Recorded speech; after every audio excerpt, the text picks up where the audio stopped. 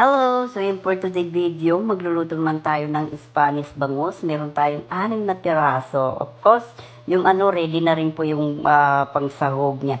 May silicone, carrots, and sibuyas bawang. So yung carrots natin guys, ilalagay na natin.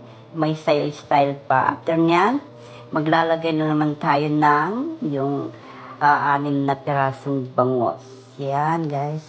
Kailangan maganda yung pagka-arrange ng kasi after nyan, lalagyan na naman natin ng carrot at saka sibuyas dyan sa ibabaw niya. Yan, yan. I-arrange natin guys, para bongga. So yan guys, tapos na, nalagyan na natin. Sunod na natin yung chili green and buong paminta. Yan, paminta buo yan, hindi nagdurog. So yan guys. And then after nyan, maglagyan naman tayo ng asin. Yan, asin konti lang kasi yung iba hindi mahilig sa maalat.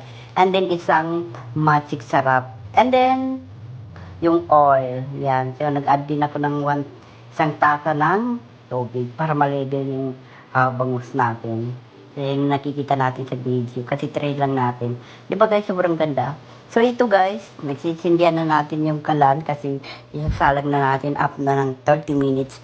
So after 30 minutes guys, ito na, luto na. Wow! Sobrang sarap guys. Oh my God. Nakakatakam pala guys. Yung amoy pala na pagkabukas ko, oh my God, gutom na. Parang makakatawag na talaga ng isang kaldero. Char. So yan guys, siyempre sabi ni mama, hindi daw pwede na hindi matikman para maano yung lasa ba kung tama ba. So yun guys, sobrang sarap. Oh my God, natatakam talaga ako that time yun guys. So hanggang dito na lang guys. Thank you for watching.